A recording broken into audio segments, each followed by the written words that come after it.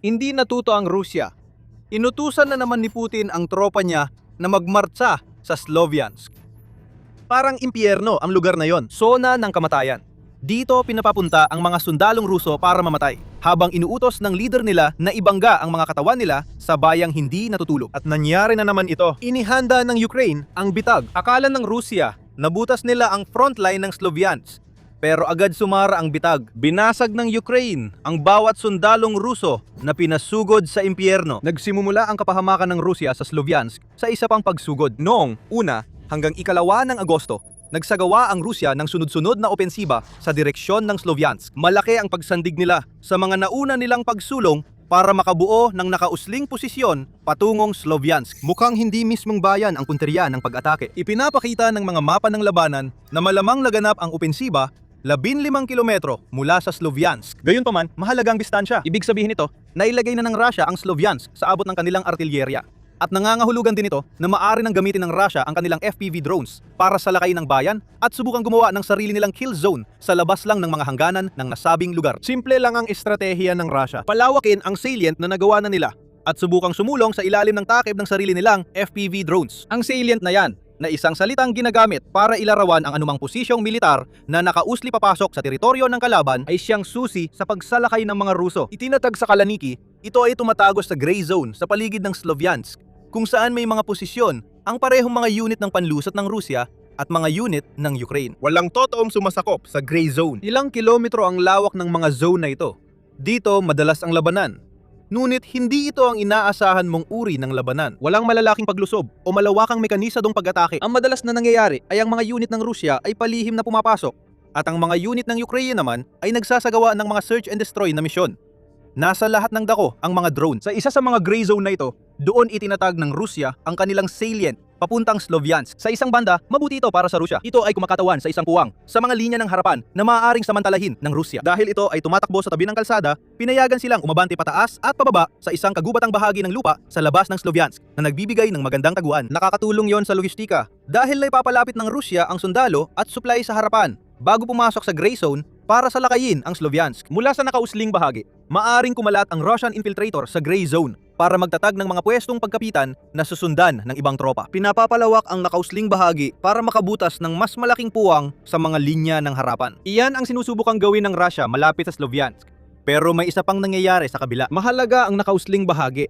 Pero ibig sabihin nito na 2 kilometro lang ang lapad ng kontroladong lugar ng Russia na dinadaanan ng lahat ng sundalo at supply. Abot ng drone at artilerya ng Ukraine ang lugar na yon. Bukod pa rito, may iba pang problema ang nakausling bahagi. Ang puwersa ng Rusya ay nakalusot sa mga linya sa harapan. Ibig sabihin, napapaligiran sa tatlong panig ang paggalaw ng Rusya sa nakausling bahagi. Kailangang magpadala lang ng Ukraine ng ilang reconnaissance drones para masubaybayan ito. Makakatulong ang pagtatagos sa mga sundalo ni Putin, pero hindi ito magtatagal. Laging nagmamasid ang Ukraine sa himpapawid at napansin nilang naghahanda ang Rusya ng pag-atake sa Sloviansk gamit ang nakausling bahagi. Nagbantay at naghintay ng tamang oras ang Ukraine. Saka sila umatake. Ang Institute for the Study of War o ISW ang nagbigay ng mga detalyeng meron tayo. Naglunsad ang Ukraine ng mabagsik na kontra-kontra-atake sa lugar ng Sloviansk na malamang ay nakatuon sa nakausling bahagi at sa mga puwersang Ruso na sumusubok umabante mula sa umbok ng labanan. Naganap ang kontra-kontra-atake malapit sa Rayol Alexandrovka. Kinumpirma ito ng mga Russian military blogger ayon sa ulat ng ISW. Ang nagaging resulta ay ang tuluyang pagkawasak ng opensiba sa Sloviansk na inihahanda ng mga tropang Ruso. Sa pagtatatapos ng kontra-kontra-atake ng Ukraine, naitaboy ang Russia mula sa gray zone. Walang anumang naging pag-usad at malamang ay nawalan pa ng ilan sa kanilang mga unit ng paglusot. Napigilan ang pagsisikap sa nakausling bahagi at labis na napinsala ang Russia. Ang pagsisikap sa nakausling bahaging yon ay isa sa mga kahangahangang halimbawa ng pagsulong ng Russia na nakita natin nitong mga nakaraang taon. Relatibo ang pagiging kahangahanga rito. Gayunpaman, nagawa ng mga puwersa ng Russia na umabante ng mga 6 na kilometro papunta sa Sloviansk sa loob ng 2 linggo, na isang bilis ng pagsulong na higit pa sa anumang nangyari sa mga frontline nitong mga nakaraang buwan. Hindi ito malaki. Wala sa mga kasalukuyang pagsulong ng Russia ang talagang malaki. Pero sapat na ito para magkaroon ng posibilidad ng isang pag-atake. At sinubukan ng Russia na isakatuparan ang potensyal na yon. Pinatigil ng Ukraine ang mga sundalo ni Putin at inakit sila sa sarili nilang patibong bago umatake sa nakausling bahagi. Hindi na naman natuto ang Russia sa aral ng Sloviansk. Ang lugar na ito, kasama ng lahat ng nakapaligid dito, ay isang ganap na impyerno para sa mga puwersa ng Russia. Gayunpaman, sinusubukan pa rin nilang sumulong. Yan ang utos ni Putin. Pero kahit ang desperadong pagtatangka ng Russia na gumamit ng glide bombs para baguhin ang sitwasyon sa Sloviansk, ay hindi rin gumagana ayon sa inaasahan ng Kremlin. Matagal ng target ang Sloviansk noong Marso 30. Iniulat ng New Voice of Ukraine na patigil na ang malaking opensiba ng Russia ngayong tagsibol sa labas ng Sloviansk na inaasahang maghahanda sa pagbagsak ng Donetsk sa 2026. Sinusubukan ng Russia na sumulong mula silangan, ngunit lagi silang humaharap sa malawak na kill zone ng Ukraine na may mga trinsera, barbed wire at tila walang katapusang supply ng mga drone. Nag-iiwan ang sitwasyon sa Russia ng tanging opsyon na atakehin ang urban area ng Sloviansk, Kramatorsk. Ang dating planong pag-atake mula sa lahat ng panig ay nauwi sa pagtapon ng Russia ng mga karneng pambala mula sa ikatlong Combined Arms Army nito sa mga kill zone. Walang suporta mula sa gilid hanggang ngayon. Gaya ng nakikikita sa nakausling bahagi na napalibutan ng Ukraine sa lahat ng panig. Tama ang mga analyst nun nang sabihin nilang ang desisyon ng Russia na sumulong ng walang suporta ay magdudulot ng malaking pagkalugi kapalit ng kaunting tagumpay. Noong Hulyo 1, may sapat ng datos ang Center for Strategic and International Studies, CSIS, para ipakita ang mabagal na pag-usad ng Russia gamit ang estratehiyang ito. Napansin ng outlet na mula Disyembre 2025 hanggang Hunyo 2026, 15 kilometro lang ang inabante ng puwersa ng Russia papuntang Sloviansk na umaabante lamang ng humigit kumulang 70 metro bawat araw. Alam mo, si Usain Bolt ay kayang takbuhin ang distansyang yan sa loob ng mga 10 o 15 segundo kung ikaw ay tumatakbo. Pero inabot ng isang araw ang Russia para umabante ng ganoon kalayo sa mahigit 6 na buwang sunod-sunod. Kahit ganon, nanatili pa rin ang puwersa ng Russia 20 kilometro sa silangan ng Sloviansk. Batay sa bilis nila, aabutin pa ng Russia ng 222 araw bago makarating sa labas ng lungsod. Sa madaling salita, sa simula pa ng 2027, mapupunta ang Russia sa posisyon na talagang magsagawa ng tunay na pag-atake. Tuwing may nangyayaring tulad ng nangyari noong unang bahagi ng Agosto, napapaatras ang puwersa ng Russia. Mahusay na inilarawan ng military analyst na si Clement Mulan ang sitwasyon sa labas ng Sloviansk at sa harapan sa post niya sa X noong Hulyo 31, kung saan sinabi niyang parang chessboard ng mga bukirin ng silangang Ukraine. Kalat na kalat ang mga trinsera kasama ng iba pang mga fortification na halos naghati sa teritoryo sa labas ng Sloviansk sa magkakahiwalay na parisukat na ginawang mga kill zone ng Ukraine na punong-puno ng mga drone. Noong 2026, mahigit 3,800 kilometro ng trinsera ang nahukay ng Ukraine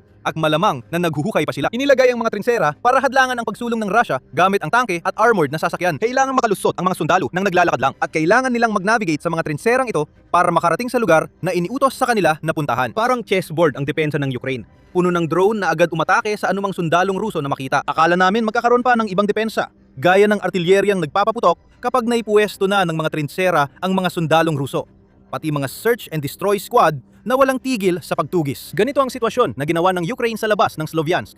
Bitag pagkatapos ng bitag, pagkatapos ng bitag. At ang tanging magagawa ng mga puwersa ng Russia ay magkamali mula sa isa papunta sa susunod. Dahil sa kabiguan ng mga bagong pagtatangka, napilitan ng Russia na gumamit ng subok at epektibong estratehiya para makalika ng mas paborableng kondisyon. Maramihang inilulunsad ang mga glide bomb. Ayon sa ISW, iniulat ng pinuno ng Administrasyong Militar ng Sloviansk na si Vadim Lyak na inatake ng Russia gamit ang FAB 250 glide bomb ang Sloviansk noong umaga ng Agosto 2. Malamang para suportahan ang nabigong pag-atake na pinatigil ng kontra-kontra pag-atake ng Ukraine. Hindi ito bagong estratehiya para sa Russia. Ang paggamit ng glide bombs ay hindi lang tungkol sa pagtatangkang baguhin ang kalagayan sa labanan. Gusto ng Russia na magdulot ng mas maraming kaguluhan gamit ang mga sandatang ito at handa silang pumatay ng mga sibilyan para lang magawa ito. Isang linggo bago mabigo ang pag-atake ng Russia, iniulat ng RBC Ukraine na 3 magkasunod na glide bomb strikes ang pinakawalan ng Russia sa Sloviansk sa loob ng 24 na oras pagsapit ng Hulyo 24 na nagdulot ng 16 na sugatan kabilang ang isang bata. Layunin ni Putin at hukbo niya na takutin ang mga tao mula sa impapawid kung di sila makausad sa lupa. Sa totoo lang, mukhang ito na lang talaga ang natitirang epektibong estratehiya ng Russia. Hindi nakatulong ang glide bomb sa ground forces ng Russia noong Agosto 1 at 2. Tinalo ng Ukraine ang mga puwersang iyon, pinahina ang salient at napilitang magplano muli ang Russia. Malinaw na sa puntong ito na ang anumang pag-atake sa Sloviansk ay nangangahulugan ng kamatayan para sa mga tropa ng Russia. Kaya dapat itong itanong, bakit patuloy na iniutos ni Putin ang mga pag-ataking ito? May magandang sagot sa tanong na yan na ibubunyag natin maya-maya lang. Pero bago natin gawin yan, paalala lang na nanonood ka ng military show. Kung hindi ka pa nakakapag-subscribe, na yun na ang tamang panahon para pindutin ang button at i-enable ang notifications para hindi mo ma-miss ang alinman sa aming mga video. Mahalaga ang Sloviansk sa isang simpleng dahilan. Bahagi ito ng Donetsk Fortress Belt na kailangang wasakin ng Russia para masakop ang Donetsk at buong rehiyon ng Donbas na matagal nang gustong makuha ni Putin mula nung sinimulan ang agresyon noong 2014. Binububuo ang belt na ito ng 4 na lungsod na sunod-sunod sa 50 kilometrong hanay sa kahabaan ng H-20 highway sa Donetsk. Bago ilunsad ni Putin ang kanyang pagsalakay, may pinagsamang populasyong 300 at 80,000 ang apat na lungsod na ito. Ang Slovyansk ang pinakamalaki sa apat, na may pre-war population na 105,000 ayon sa ISW. Mahigit isang dekada nang pinatatag ng Ukraine ang apat na lungsod mula nang simula ni Putin ang agresyon noong 2014. Bawat isa ay punong-puno ng mga depensa. Kaya ang pagsakop sa Fortress Belt ay magiging mas mahirap kaysa sa anumang estratehikong tagumpay na nakuha ng Russia mula nung kanilang unang paglusob noong Pebrero at Marso 2022.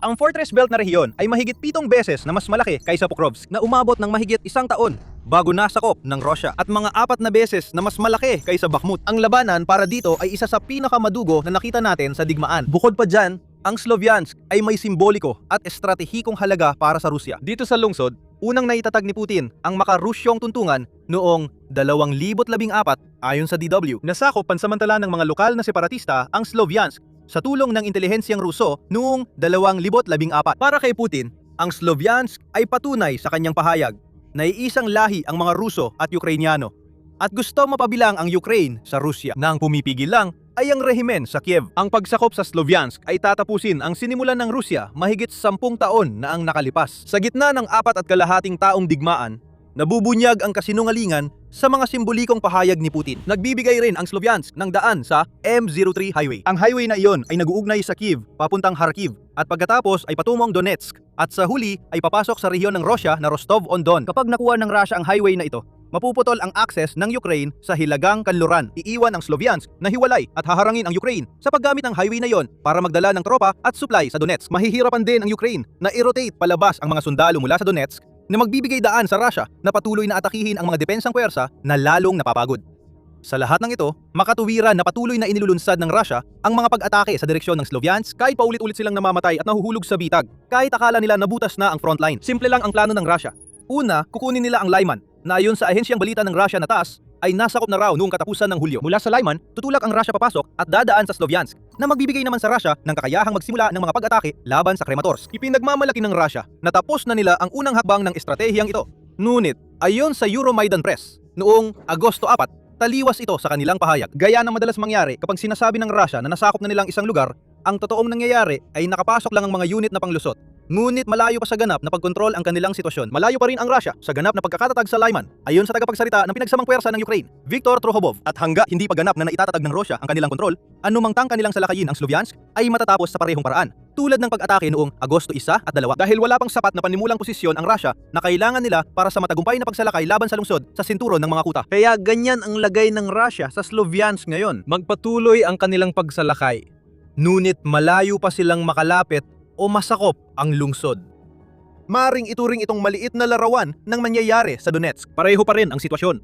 Sumusulong ang Russia pero hindi rin sila haanong nakakalayo. Plano ng Russia sakupin ang buong Donetsk bago matapos ang 2026. Hindi na matutuloy ang plano dahil sobrang bagal ng usad nila. Baka hindi pa nila marating ang gilid ng Slovyansk ngayong taon. Lalo na ang iba pang lungsod sa Fortress Belt na kailangan nilang pabagsakin. Nabanggit na natin ang kabagalan ng pag-usad ng Russia papunta sa lungsod na yon. Mas malala ang sitwasyon sa Donetsk at buong Ukraine.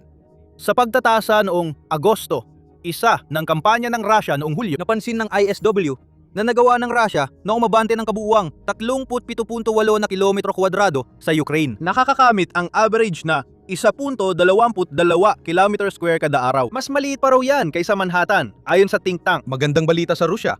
Naging ikalawang sunod na buwan ang Hulyo na nagtamo ng netong teritorial na pag-usad sa Ukraine ang mga puwersa ni Putin. Noong Hunyo, nagkaroon din ng halos kaparehong pag-usad, ngunit mas maliit, na umabot sa 30.02 na kilometro kwadrado. Noong Abril at Mayo, halos 400 kilometro kwadrado ng teritoryo ang nawala sa Rusya.